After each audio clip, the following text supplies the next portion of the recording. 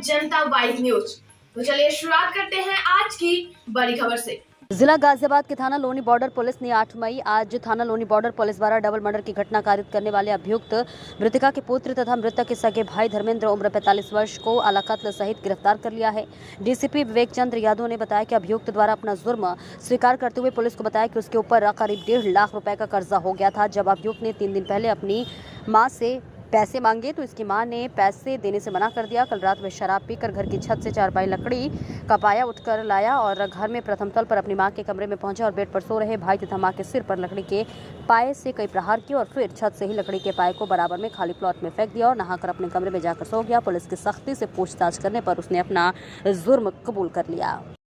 Sir, Ghaziabad के Loni border थाना क्षेत्र में डबल मर्डर की घटना आज हुई थी और उसका खुलासा गाजियाबाद पुलिस ने महज 2.5 से 3 घंटे में कर दिया। क्या पूरा घटनाक्रम रहा था और इस घटना को कारित करने के पीछे कौन? देखिए, आज सुबह थाना लोनी बॉर्डर पर एक व्यक्ति धर्मेंद्र और उनकी पत्नी के द्वारा आकर के सूचना दी गई कि उनके घर में उनकी मां 65 वर्षीय यशोदा और उनका एक भाई विजेंद्र कुमार जिसकी उम्र करीब 37 वर्ष होगी, उनकी डेड बॉडी पड़ी हुई है। और साथ में ही इस व्यक्ति ने धर्मेंद्र ने ये भी बताया है कि संभवतः उनके घर में कुछ चोरी इत्यादि की घटना कारित की गई है और उसके पश्चात ये हत्या कारित की गई है। सूचना प्राप्त होते ही तत्काल पुलिस टीम द्वारा घटनास्थल पर पहुंचकर सभी तथ्यों का अवलोकन किया गया, सभी साक्ष्य देखे गए, सभी scientific evidence field unit, dog squad इत्यादि के माध्यम से एकत्रित किए गए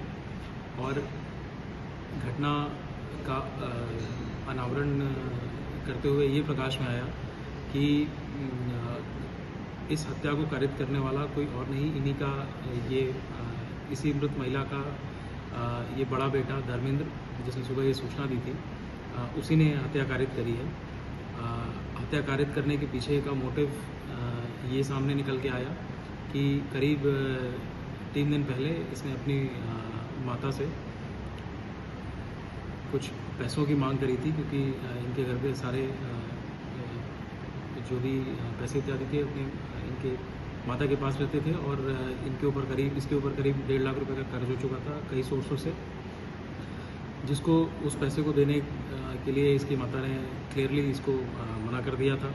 इसके साथ साथ इनके घर में ये भी बात चल रही थी कि संभवतः इसको अन्य संपत्ति इत्यादि से बेदखल किया जा सकता है इस लड़के को। इन्हीं सभी चीज़ों का रोष रखते हुए कल रात्रि में काम से लौटने के बाद जब ये आया और जब इनके सारे बच्चे इत्यादि सो गए तो रात्रि में ये छत पे गया, थोड़ा इसने शराब का सेवन किया और वहीं पे एक जो चारपाई का पाया पड़ा था लकड़ी का जिसमें काफ़ी शार्प एजेस भी हैं, उससे इसने इस अपनी माता को